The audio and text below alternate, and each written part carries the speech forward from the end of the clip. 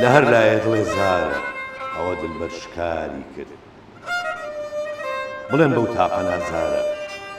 لەبەر چی بوو کە قاری کرد. ئەگەر باوەڕ دەکەی عمرم هەموو سەرفی فیراقی کرد.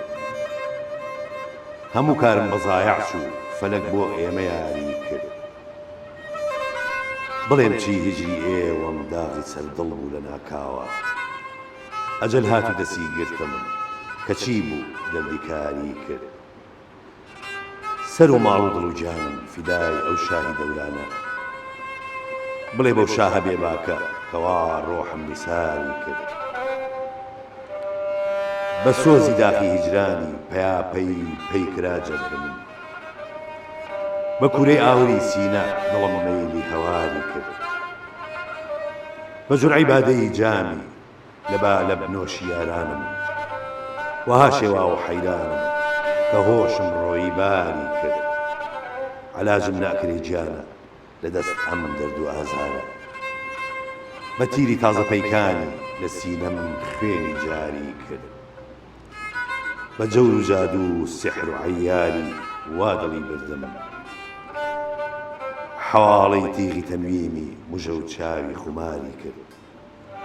قەرارم داوە من عوسمان نەکەم تەرکی وەفا و مەیلی کە ئەو تیفلی دڵی برد فێری شەهدی لێ و زاری کرد.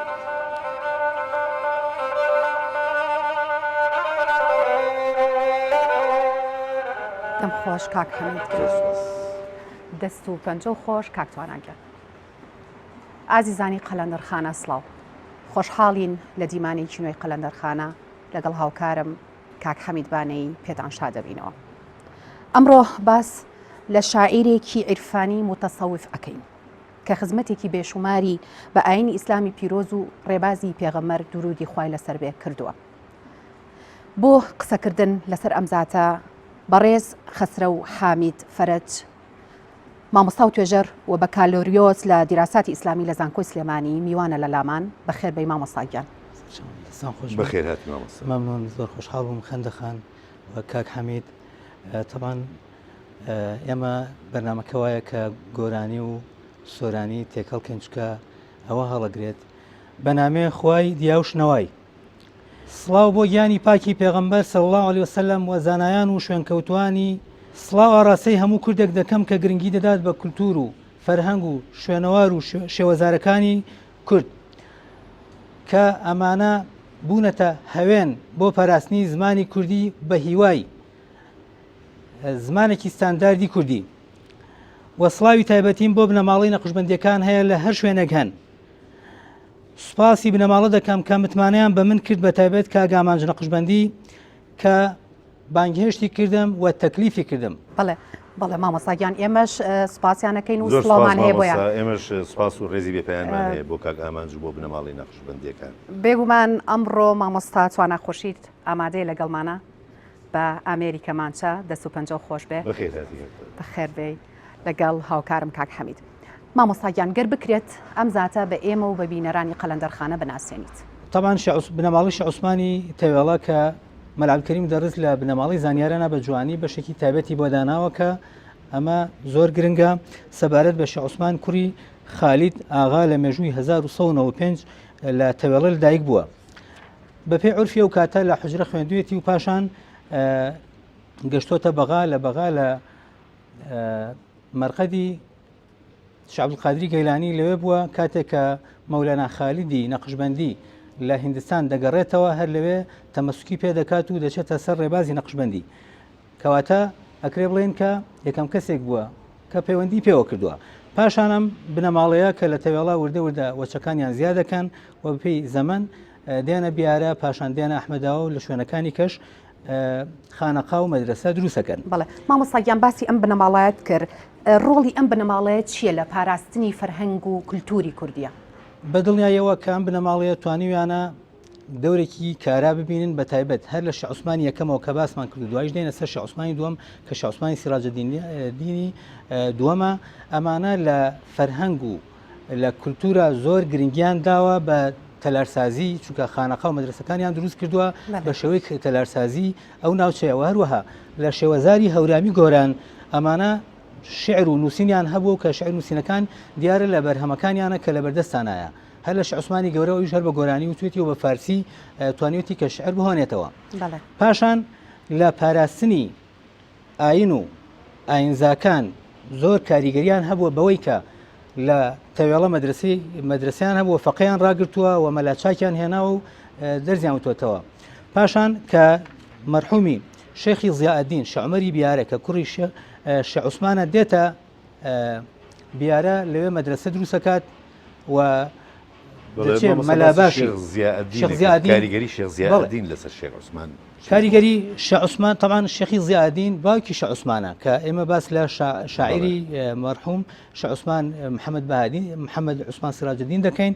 لێرەدا زۆر کاریگەر بووە بە جۆرێک لە کاتی دروستکردنی مەدرسەکەیە بەیانیان زوو وەکۆی کە لە بنەماڵەمان بیسووە و خەڵکی بیارش ئەوانەی کە لەو بە پشتا و پشت لە سینە بە سینە بۆیان هاتووە کە بەیانیان لە پێش خۆرهڵاتن چووە لە بەرامبەر بیارە کۆڵێداری هێناوە لە مەدرسە و لە خانەقاکە دایناوە بۆی خزمەت بە فەقێکام کات و نەفسی بشکێنێت. ئەمە جۆرێکە لە نەفسشکاندن و پەیوەندێکی زۆر کاریگەری هەبووە لەگەڵ مەرحوم مەولەوی. کاتێکە باس لە بنەماڵی نەقشبەندەکان دەکەین یەکسەر چەند کەسێک دێنە ئاراوە لەوانە مەولەوی لەوانە مەلا عەبدولقادری مەولانا کە پێی دەڵێن مەلا عەبدولقادری مدەرسی بیارە ئەگەر ئیجازەم بیت کاتێکە شێخی زیائەدین دەچێت بۆ زیارەتی حەج لەوە سەردانی ئەزهەر دەکات بۆی کە بۆ چوونی وانیش وەرگێت و لەوەی ئیسفادە بکات. سێرەکەین لە کاتی گەڕانەوەی لە شامەوە دێتەوە کە نزیکەی 9 مانگی پێ دەچێت مەولەوی بەم شیعرە پێشوازی لێ دەکات. ئاینەی کامڵ ئازیزەکەی فرد فیدای ئاماد بوو سەفایی داوەرد خێلێم یانەی چەم وێران تەمام خاپور بێ خاز بێ تەشریفت بازاوردەوە گەردی پاد وەتەن ئاوا کردەوە ساقینە بەزم وەسڵ یارانن چەرخی هەر ئەو چەرخ هەردە جارانن دەورێ دەروە نەرم وە پیاڵەوە ژەنگی دڵ وەزاخ مەی بماڵەوە جامێ مانجە دەست تۆ هەم سەندە بۆ فرسەتە نەسی و نەک نەمەندە بۆ. لێرەدا لە کامەولەوی لە پێشوازی شێخی زیائەدین کاتێکە لە سەفەری حیجاز دەگەڕێتەوە و دەچێتە ئەزهەری شەریف و پاشان دێتەوە شام و دێتەوە شاری سلێمانی. ئەم شیعرە مەولەوی لە پێشوازی مەرحومی شێخا فەرموویەتی. بەڵێ مامۆستا ئێمە کە ئەبینین کە شێخ عوسمان هەر لە مناڵیەوە لە 5 ساڵیەوە لەگەڵ شێخ مەولانای برای پێکەوە خوێندویانە. ئەوەی کە هەستی پێکراوە لەلایەن باوکیەوە ئەوەیە کە هەر لە سەرەتای مناڵیەوە هەستی بە نبوغ و پێگەشتن و زیرەکێکی زۆر دیار و بلیمەتی شێخ عوسمان کردووە. بەڵێ ئەوەی کە گرنگە کە شێخی زیائەدین شێخ عومەر کە نەوەی شێخ عوسمانی یەکەمە دێتە بیارە ئەو مەدرسەیەوە ئاکات زۆر گرنگی بە عیلم و زانیاری دەدات بۆیە شێخ عوسمان و چەندین کەسی وەکو شێخ عوسمان پەروەردە بووە و جەنابی دکتۆر عابید کە لەنەوەی ئەوانە ئەبێ بڵێن کە ئەم کاسەیە بێژەر کاسە نییە ئەبێ بزانین کە چۆن ئەمە هاتووە چکە بەڕاستی شێخی زیائەدین لە کاتێکدا کە مەدرسەی بیاری دروست کردووە هاتووە گەڕاوە لە کوێ مەلاچاکێک هەبێ هێناوێتی لە علومە سەرەتایەکانەوە کاتێک کە مناڵ گۆش کراوە لە ڕۆڵە بزانیەوە دەستی پێ کردووە ڕۆڵە بزانی فەرزەن وەرجە گشتمە بۆ بزانی ئەسڵ و فەرع و دین چەنی ئەرکانی چەنی ئەحکامان پێ مسڵمانی مە بۆ بزانی هەری و پەنجەنێ ئەرچی پەنجەنێ ئەمما گەنجەنێ باسی مەبدە و معاد دەکات باسی هەموو ئەو پێویستیانە کات پاشان ئەمە کە بیدایەت مناڵ بەو شێوە ڕاهاتووە دیارە شێخ عوسمانیش لە ماڵەکەی خۆیان بەم شێوە ڕام هاتووە سێرەکەی بە هەمان شێوە هەموو مەراتیبەکانی زانست لە بیارە خوێنراوە بۆ نمونە لە ڕۆڵە بزانیەوە دەستی پێکردو هەتا تەشریح الأفلاک بۆ نمونە کاتێکە شێخی زیائەدین چووە مدەڕیسی گەورەی بیارە کە مەولانا عەبدولقادری مدەڕیسی گەورەی پێ دەڵێن کە لە ئاستی چۆڕی و لە ئاستی پێنجێنی و لە ئاستی مفتی زەهاویدا بووە ئەمە زۆر شارەزا بووە لە هەموو بوارەکان حتا لە عیلمی فەلەکە زۆر شارەزا بووە کاتێک کە تەشحول ئەفلاک یەکێک بووە لە عیلمەکان وە کۆتا عیلم بووە لەگەڵ عیلمی هەیە و حساب سێرەکەی ئەم پیاوە زۆر شارەزا بووە هەر بۆیەش شێخی زیادین کچەکە خۆی یاوەتێ ینی مەبەستی بووە کە ئەم کەسەی اختیبار کردووە بۆیە لە کاتێکدا کە تەشحول ئەفلاک بە دەرزە خوێنرێت ئەویش بە شعرێک ئەڵێت مامۆستا مەلا مەولانا قادر عالم بە عیلمی باتن و ظاهر لە بیارەی شەریف و جەمعێ بێباک دەرزی ئەفەرموو تەشحول ئەفلاک فەرمووی من هەروە بەم کڵاش و پاوە ئاسمانانم گشت داوە و پاوە جارێکیشە فەرمێت داوە وەلاوە ینی تەی ئاسمانەکانی کردووە بۆ ئەوجی ئەفلاک من هەڵبڕیاگم بە لوتفی پیرم هەموو گەڕیاگم تەشریح ئەفلاک مەخوێنە چییە ئەوزاعی ئەفلاک هیچی وانە پیرێ ئەو عومەر مەبەستی شێخی زیادینە پیرێ ئەو عومەر لێت غافڵ نەوێ کە شێخ کامڵ بوو مرید وا ئەوێ کەواتە لێرەدا باس لەوە ئەکات کە هەرچەندە مامۆستا مەولانا قادر کە مامۆستای حەزرەتی شێخی عوسمان بووە دەرزی لا خوێندووە سێرەکەی هێشتا هەر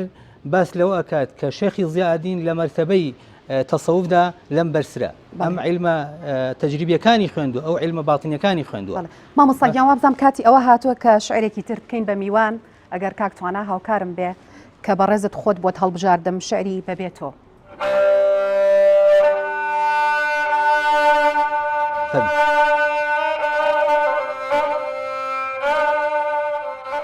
بەبێتۆ ئەم گوڵ و هەیوانە لای من خاکی زیندان لەگەڵ تۆ خار و زیندانم هەموو هەر باغ و گوڵسانە هەناسەم هەورە ئاهم دوودە چاوم پڕ لە گریانە بڵێ سەی کوورەی سینەم وەک ئاهی دەردمەندانە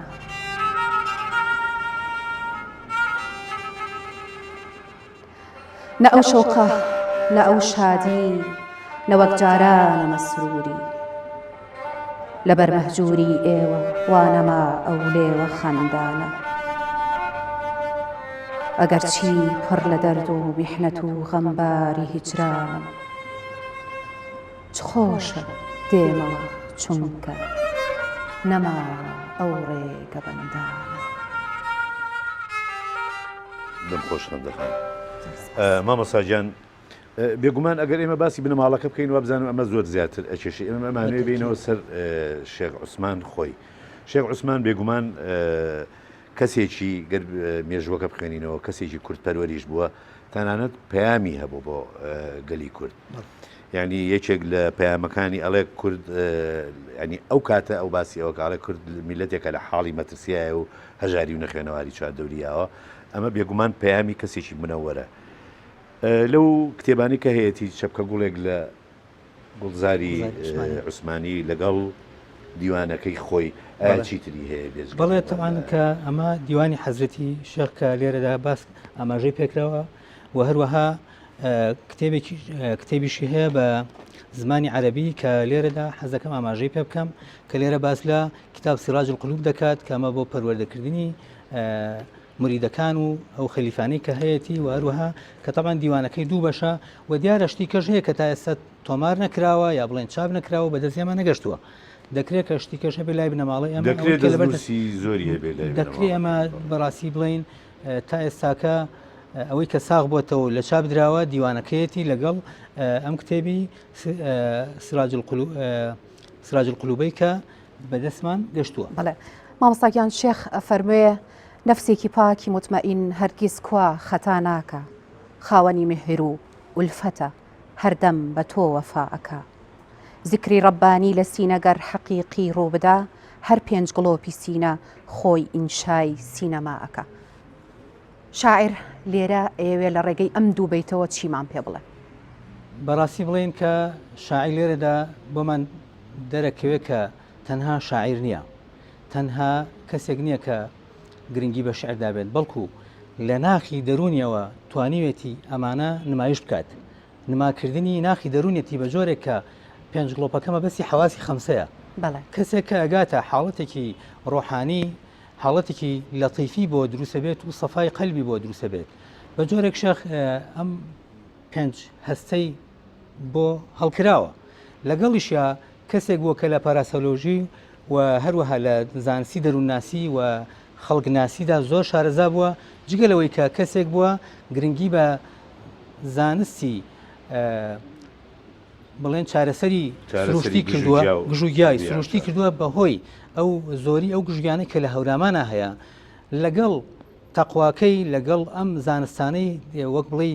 هەڵهێنجاندنێکی تەواوی بۆ کردووە بە جۆرێک ئەم نەک تەنها حواسی خەمسەی بۆ ڕام هاتووە ئەکرێ بڵێن کە حواسی شەشەمیشی بەکارهێنا و گەشتۆتە ئاسێک کە وەکو دەگەڕنەوە کە کاتێک ئێمە بە خزمەتی گەشتوین بە سێرکردنی ڕوخساری شخصەکان بە جۆرێک بوو کە کەسەکەی دەخوێندەوە بە سێرکردنی ئەو شخصە کەسەکەی دەخوێندەوە کە ئەمەش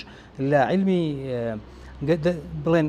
دەروونناسی دەکرێت جێکێنەوە لە پاراسایکۆلۆژی دەتوانین جێکێنەوە دەتوانین بڵێن کە ئەم کەسە نەک ئەوەی کە مەراتیبەکانی تەسەوفی تێی کردووە بە جۆرێک گەشتۆتە ئاسێکی وە کە لەو زەمانە تاوەفاتی کردووە و ئێستاکەش من کەسێک نبینم کە لە ئاسی ئەوە بێ لەو بارەیەوە بەڵێ مامەسا ئەمە ئەوە ئەگەیەنێت کە شێخ عوسمان پلەپایەیەکی گەورەی هەبووە لە جیهانی ئیسلامیە و هەر لە وەکو جیهان خودی جیهان خۆشی نازانم ئەو پلەپایەی شێخ عوسمان لە چه ئاستێکا بووە لە جیهانی ئیسلامی و لە جیهانی شار وەڵای ئەمە دەکرێت بڵێن بە تایبەت ئێستاکە من کە مقابلەی جەنابی عەبدوڕەقیب یوسف کە دۆستە و دۆستی خۆشەویستە و مامۆستای بەڕێزە من بەردەوام سەردانیەکەم ئەڵێ تاکو ئێستا نەمدیوە و نەبووە پاش دیراسەیەکی زۆر کەسێک بتوانێت بە قەت شێخ عوسمان مرید و منسوبی هەبێت لە هەر چوار پارچەی کوردستان و لە دەرەوەی جیهان لە جیهانی ئیسلامی بەگشتی و لە هەر چوار پارچەی کوردستان و شایانی باسە کاتێک کە ئەحمەد کاکە مەحموود مفەسیری قورئانە و کەسێکی دانشمەند بووە کاتی خۆی وەفاتی کرد بە ڕەحمەت بێ وتی کاتێک کە من سەردانی ئەستەمبوڵم کرد بە خزمەتی گەشتم اینجا زانیم کە استراتیژی ئێمە لە بزوتنەوەی ئاینی لە کوردستانە هەڵەیەکی نەوعیمان کردووە ئێمە نەمانتوانیوە ئەو فەراغانە پڕکەینەوە بەڵکو شێخ عوسمان بەبێ تەقەکردن بەبێ قەڵەم بەکاری هەنابێ بەبێەوەی کەناڵێکی تەلەڤیزیۆنی هەبێ بەبێەوەی گۆڤارێکی هەبێ توانیوێتی ئەو هەموو خەڵکە لە دەوری خۆی کۆکاتەوە مامۆستاگیان ئەگەر بێنە لایەنە مرۆڤ دۆستیەکەی ئەمزاتە بۆ نمونە خانەقای ئەمزاتە لە تورکیا بووە داڵدەی ئاوارەکانی کورد بە تایبەت پاش مەرگەساتی هەڵەبجە گەر بکرێت باسێکی ئەوەشمان بۆ بکەین خانەقای ئەستەمبوڵ تەمان پاشەوەی کە حکوومەتی تورکیا زۆریان بۆ شێغێنا کە نەیەڵێ خەڵک میوان بچێتە ناو خانەقا و لەوە زیاتر چکە تەسەوریانە کرد کە ئەمە بۆتە بنکەیەکی کەسانی دژ بە دەوڵەتی تورکیا بەڵام سێرەکەی هەر لەبەر حرمەتی شێخ تا ئەو کاتە نیان هێش بروخە بەڵام لە دواییە ناچار بوون کە خانەقاکەیان ڕوخان بە جۆرێک ڕۆژێ لە ڕۆژان کە جەندرمەکانی تورکیا دەچنە ناو خانەقا و دەڵێن ئەم خەڵکە با دەرچێت خەڵکەکە هەموو لە خوار خانەقاوە کە بەرزاییەکە ئەمێنێتەوە شێخ زۆر ناڕەحە دەبێت ئەو ڕۆژە تا عەسرانێکی درەنگنان ناخوات دەڵێت تا ئەو خەڵکە نەیەتەوە بانگیان کەنەوە لە خەڵکە بانگ کاتەوە بۆ ناو خانەقا اینجا حاڵەتی تەبیعی خۆی وەرەگرێ و نانی نیوەڕۆ لە عەسرانێکی درەنگە ئەخوات ئەمەش بەڵگەیە لەسەر میوان نەوازی و گرنگیدانی بە خەڵکانێک کە ئاوارە بوون حتا بە جۆرێکی واکە ئەفەرمێت ئەمانە جگەل لێرە کەسی کەیان نییە منیش خادمی خەڵکیانێکم کە بە تایبەت کە کوردن کە مسلمانن ئێستاکە ئاوارە بوون من ناچارم ئەوەی کە هەمە لە خزمەت دەمانە بیبەخشن بڵێ مامۆستاگیان وازم کاتیەوە هاتووە کە شارێکی تر بکەین بە میوان ئەگەر کاکتوانە هاوکارمان بێ دەست و پەنجە و خۆش فەرموون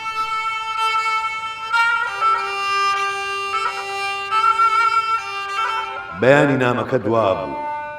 کە دڵ زۆر ئارەزووی تۆیە بەڵێ ئاینە دڵ بۆ دڵ کاینەی من و تۆیە بە گەرمی و سۆزی دڵسۆزی شکاتی نادی هیجرت کرد دڕت بەردا کەناری سینە ئاهم عینی پشکۆیە بەیانت باسی دووری کرد و چاوی عشقباری تۆ وەرە بێت تۆ تەماشاکە فوارەی دڵی دەبێڵۆیە لە نەهرەیری دووچاوم جاریە دوو بەحری گۆڵاری سروشکی لێڵ و ئاڵم تێکەڵە دوو ڕوودی دوو ڕۆیە محەبەت ڕەحم و ئولفەت یەکێتی کە بێت و یەک بگرێت شیفا بەخشە سەفا جۆیە وەفایە و عەتری شەو بۆیە حەقیقەت عەترەفشانی دەماغی پڕمێهری کردم محەبەت گەر بە بازاری وەفا بەو عەتر و شەو بۆیە دەم خۆش کاک حەمیدگیان دەست و پەنجە و ئێحساسە خۆش دەستەکانە خۆش بێت مامۆستاگیان تەقدیر و بەرزڕاگرتن و نرخاندنی ئەهلی زانست لەلایەن شێخەوە بەڕاستی کاتێک کە باس لە زانست دەکەین و ئەهلی عیلمەکەین شێخ هەمیشە گرنگی بەو کەسانە داوە کە خادمی عیلمن و ئەو خزمەتی ئەو کەسانەی کردووە واتە بڵێن ئەو خادمی خادمەکان بووە بە جۆرێکی واکە لە هەر مەجلیسێکە کە وتویانە میوانت هاتووە پێش هەموو شتێ پرسیاری ئەوەی کردووە بزانە ئەگەر مەلا ئەگەر عالمێکیانتیایە لە کاتی یەکەمە ینی وەکو تەقدیرێک عالمەکانی پێش خەڵکانی کە بانگێش کردو و ڕێزی لێگرتوون و بە جۆرێکی وا کە دڵی پێیان کراوەتەوە و لە بواری عیلم و ڕۆشنبیریە سیرەکەین هەمیشە هەوڵی داوە کە ئەو کەسانە بە دەوری خۆیان کۆکاتەوە وەکو چۆن هەمیشە ئاواتی بووە کە فەقێکان بەردەوام لە تەدریس چووە مەلاچاکی هێنا وەکو باوکی شەخی زیادین کە عەرزم کردن توانیوێتی لە شوێنانیکەوە مەلای هێناوە ئەوش بە هەمان شێوە مەلای هێناوە حتا ڕۆژە لە ڕۆژان کە ئەگەێڕنەوە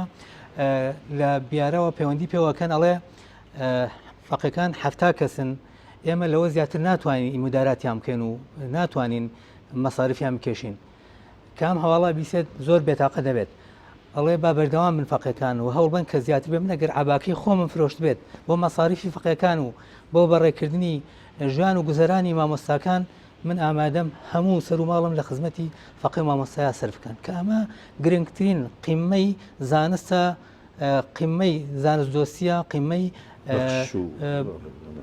قەڵەمی بە بڕشتی شێخە بۆ و دڵسۆزی شێخە بۆ ئەو کەسانە بەڵێ مامۆستا بێگومان ئێمە لە سەردەمێکی دێرینەوە دوو جۆر تەریقەتە بۆ لە کوردستانە تەریقەتی نەقشبەندی و تەریقەتی قادری ئەمەوێ بزانم میانەی ئەم دوو جۆرە تەریقەتە چۆن بووە ینی پەیوەندی نێوانیان چۆن بووە شێخانی نەقشبەندی بەڵێ ڕاستەکەی کە خەڵکێک هەیە کە نازانێت شێخانی تەریقەتی قادری و شێخانی نەقشبەندی کە ئەمانە هەڵقڵاوی کوردستانن هەمیشە پاڵپشتی یەکن و پێشەوەی کە شێخ عوسمان تەریقەتی نەقشبەندی وەرگێت سێرەکەی خۆی قادری بووە و شێخ عوسمانی گەورە بە گۆرانی شعری هەیە لەسەر تەریقەتی قادری لەسەر شێخ عەبدولقادری گەیلانی و کاتێکیش کە یەکیان ناسووە تەعارفیان کردووە لە مەرقەدی شێخ عەبدولقادری گەیلانی لە بڵێن لە ناو مەرقەد یەکتریان بینیوە لەوێ وەک بڵێ تەمەسوکی بە شێخی مەولانە خەلدی نەقشبەندی ئاسان هیچ جیاوازێکیان نیە چونکەڵێ ئێمە بەموو لە شریعەت لا نادەین حتا جۆرێک لە جۆرەکان کە خەڵکێک ئەکوە خۆمان بە کوردیە پەتێکاڵێنان و پیازی پێوە خواردوون ڕۆژێ لە ڕۆژان وتویانە کە شێخ ئەفڕێ و ئەمانە ینی ڕەدیان ناوەتەوە شێخ لەوە زیاتر کە ئینسانەکە شتێکی زیاتر نییە حتا ڕۆژە لە ڕۆژان کە باسی شێخی غەوسی گەیلانی دەکەن خەڵکێک زۆر خراپ لە شێخ تێگەشتون بە جۆرێکی وە کە لە خەڵکی جاهلیان پرسیوە شێخ کوڕی کێیە ئەستەغفیرڵڵا کە باسی خواکەن ئەڵێ شێخ کوڕی فڵانە باشە پرسیاری فزولی لێەکەن ئەڵێ باشە خوا کوڕی کێیە ئەمە زۆر پرسیارێکی فزولیە خەڵکە جاهیلەکەەوە نازانێت کە ئەمە ئەڵێ خوا ئەعازەنەڵڵا کوڕی غەوسی گەیلانیە ئەمە خۆ شێخ نەیوتۆ بە خەڵکەوە بڵێ بەڵکو خەڵکە جاهیلەکە وای کردووە کە شێخ ینی بە خراپ پیشان بدرێت کابرای جاهیل هۆکارە بۆی کە خراپ بە زۆر شتێک دروستەکەن کە ئەڵێ شێخ باڵی گرتەوە حتا شەم حەمەی خاڵ وتارێکی لەو بارەوە پێشکەش کردووە ئەڵێ فری قەل فری ئەمە وتارێکی لە گەلاوێش بڵاو کردوێتەوە بە جۆرێکی واکە ئەمە بەڵگەیە لەسەرەوەی کە هیچ کاتێک ئەمانە لە سنووری شەرع لایەن نەداوە بەموو شتێک کە لە شەرعانەوە بێت نیان کردووە و خەڵکێک بە زمانی ئەوانەوە بەدەمی ئەوانەوە قسانەی کردووە ئەمە هین نییە بەڕاستی نابێ ئەمە بەو شەوە کاڵفامانە بۆ خەڵکانی کە بەو شەو بیرەکەنەوە وەریگرین بەڵکو بێ لە ڕوانگەی گەوهری حەقیقەتەکە وەری بگرین. بەڵێ مامۆستاگیان دوا پرسیاری بەرنامەکەمان ئەوەیە کە شێخ مادیحی کوڕی شێخ عوسمان ئایا کە ئیسلاماوە و لە ژیانایە و تەمەند درێژ بێت ڕۆڵی چیە لە خزمەتی تەریقەت و شێخانی نەقشبەندیە؟ ئەوەندەی کە من ئاگادار بم جەنابی شێخ مادح و شێخ ناسیح و براکانی کەی هەر هەموو مخلسی ئەم ڕێبازە بوون، مخلسی دین بوون و ئەوەی کە گرنگە بیڵێن شێخ مادح هەر لەسەر ڕەوەی باوکی کە چارەسەری سروشتی و چارەسەری ناسروشتی کەم بەسمان مادی کیمیاویەکانە کە شارەزایەکی باشی هەیە، خەڵکانێک دەچنە لای لە هەموو شوێنەکان چ بە تەلەفۆن چ بە سەردانی تایبەت چ لە شوێنەکانی کە پێشوازی کردووە بەبێ ئەوەی 1 دینار لە هیچ کەسێک وەرگێت و ئەو وەک بڵێ پەیمانی یاوەکە خزمەتکاری خەڵک بێت لەبەرەوە پێویستە کات تەنها خۆی بەرنامەیەکی تابێت بە وجودی بە ئامادەبوونی شێخ مادح لەو بارەیەوە پێشکەش بکرێت. ئێمە تەناوە ئەڵێن کە ئەو بەردەوام لە خزمەتی خەڵکانێکە کە پێویستیان بەو بێت خزمەتکاریان دەکات. بڵێ زۆر سپاس مامۆستاجان، بینەران و خۆشەویستانی بەرنامەی قەلەندەرخانە، لێرەدا دێنە کۆتایی ئەڵقەی ئەم جارەی بەرنامەی قەلەندەرخانە. لە کۆتایی ئەم بەرنمەیە زۆر سوپاسی برای بەڕێز مامۆستا و توێژەرەوە مامۆستا خەسرە و حامی دەکەین بۆ ئەو زانیاریە بەنرخانەی پێبەخشین دەربارەی شێخ عوسمانی نەقشبەندی و بنەماڵی شێخانی تەریقەتی نەقشبەندی. هەروەها سوپاس و ڕێزی بێپایانم بۆ کاکەتوانە خورشید کە بە ئەمریکەمانچە بەشداری بەرنامەکەی کردن. هەروەها سوپاس بۆ هاوکارم خەندەخان. سپاس بۆ تۆش. خۆشەویستان، ئێستاش کۆتایی باڵقی ئەم جاری قەلەندەرخانە هێنین بە شیعرێک کە لەلایەن خەندەخانەوە پێشکەشتانە کرێ هەرشاد و کامەران. لە دەردی زوڵمەت و غەفڵەت دەچا زیکری نیهان بابێ، لە وەختی قەسوەتی قەلبە دەخیلت بە ئەمان بابێ، لە عیشق و شەوق و جەزبەی دڵ دەسم دامان فەیزی تۆ، تەوەجوه بۆ دڵی زارم لە لای شاهی شەهاب بابێ، لەبەر جەزبە و ئەنینی من لەبەر ناڵە و گریبی من دەسا بۆ دەردی پڕشۆڕم شەرابی ئەرغەوان بابێ،